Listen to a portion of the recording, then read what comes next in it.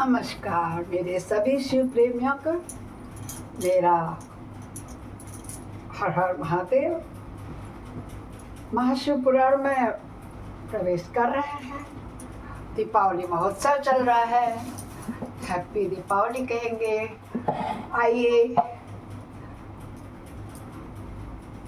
शुरू करें गणेश वंदना से।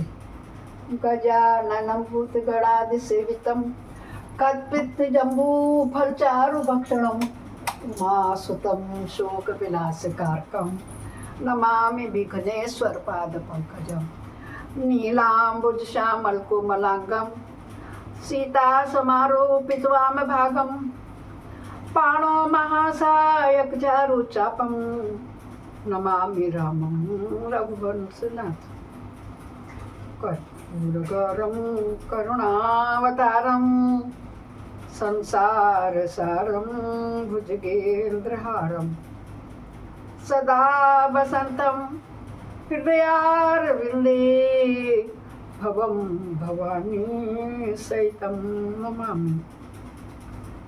त्वमेव माता च पिता त्वमेव बन्धुश्च सखा त्वमेव विद्या द्रविणं त्वमेव सर्वं मम देव देव।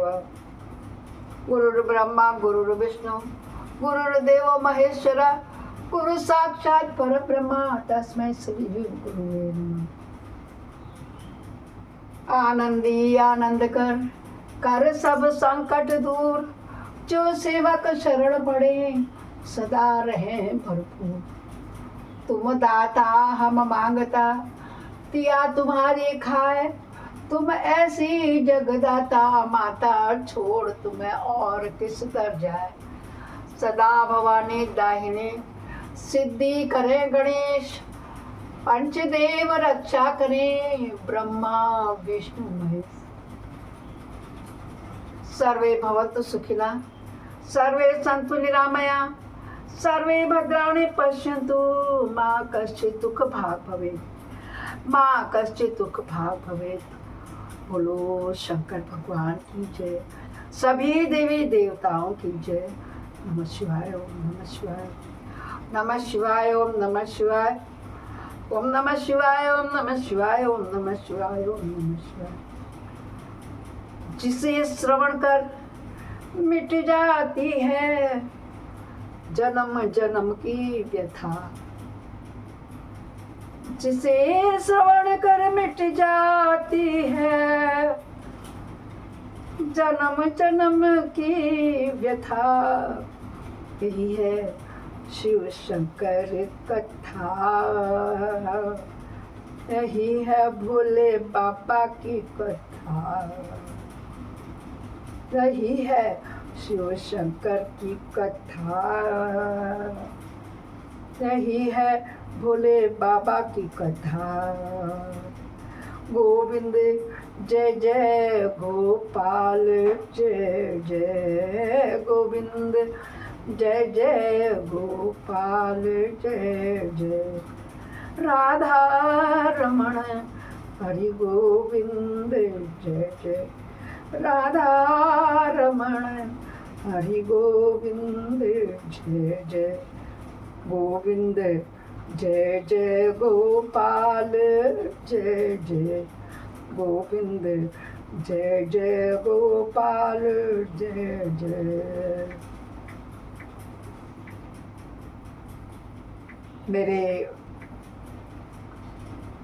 सभी साथियों को, इष्ट मित्रों को, रिश्तेदारों को हैप्पी दिवाली के साथ साथ हर हर महादेव। कल हमने 46वां पढ़ा था, आज हम 47वें में प्रवेश कर रहे हैं।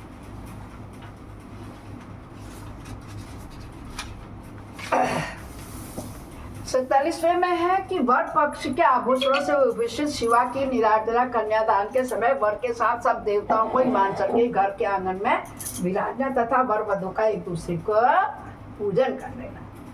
ब्रह्मा जी कहते हैं, हे नारद, तदंतर गिरिश्रेष्ठ मुआ ने प्रसन्नता और उत्साह के साथ वेद मंत्रों द्वारा दुर्गा शिव का उपस्थान करवाया। तत्पश्चात गिरिराज की प्रार्थना से श्री विष्णु आदि देवता तथा मुनि कौतूहल पूर्वक उनके घर के भीतर गए। वहां उन्होंने वैदिक और लौकिक आचार का यथार्थ रीति से पालन करके भगवान शिव के दिए हुए आभूषणों से देवी शिवा को अलंकृत किया। सखियों और ब्राह्मणों की पत्नियों ने पहले पार्वती को स्नान कराया, फिर सब प्रकार से वस्त्राभूषणों द्वारा विभूषित करके उनकी आरती उतारी। तीनों लोकों की जननी महाशैल पुत्री सुंदरी शिवा आदि दिव्य वस्त्राभूषणों से सुसज्जित थी।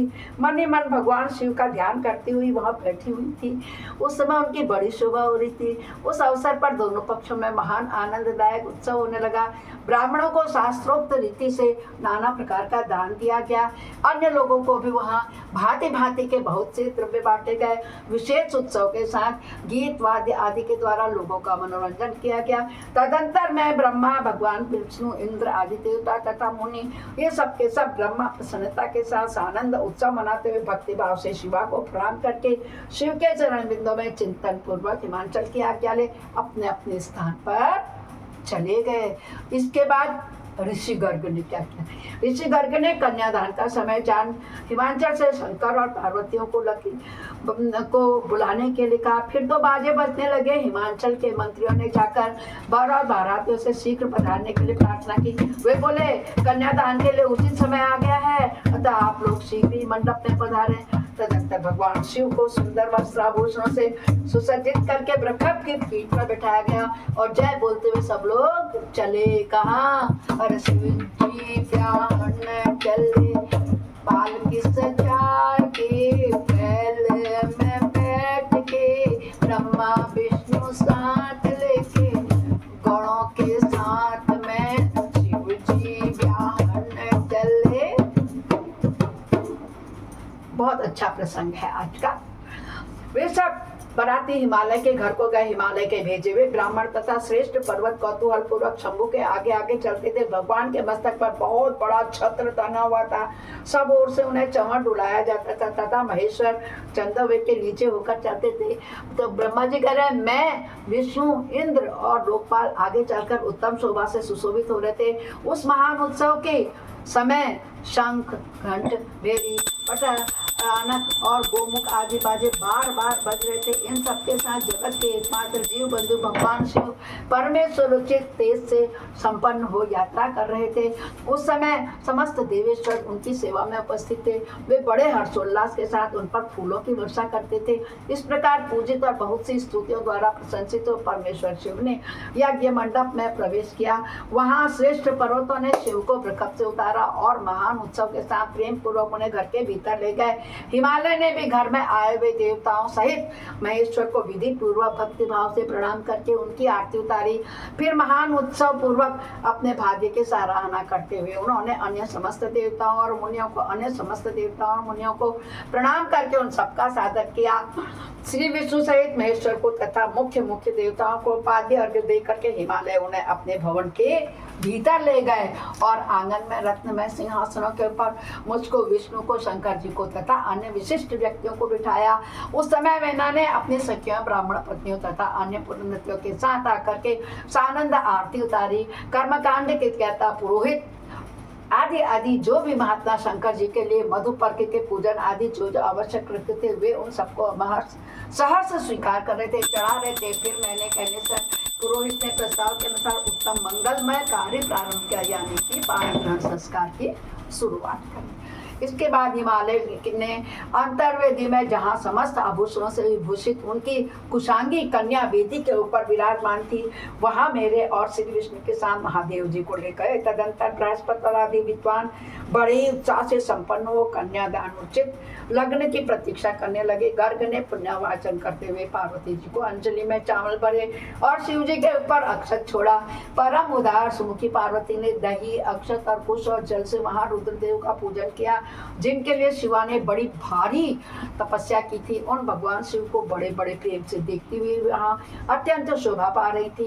फिर मेरे और गर्ग आदि मुनियों के कहने से शंभु ने लोकाचार व शिवा का पूजन किया। इस प्रकार परस्पर पूजन करते हुए वे दोनों जगन्मय पार्वती परमेश्वर वहाँ सुशोभित हो रहे थे।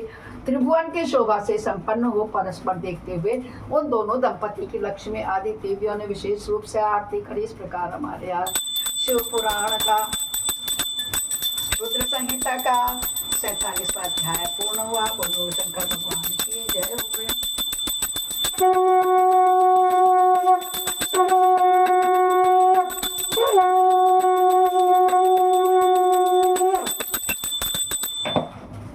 अपराध सहस्राणि क्रियन्त्यानि सम्मया ता स्वमिति मामत्वं क्षम्यस्व परमेश्वरी।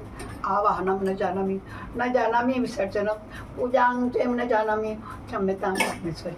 मंत्रहीनं क्रियाहीनं भक्तिनं श्रीश्वरी यत् पूजितं परिपूर्णं तदस्मै।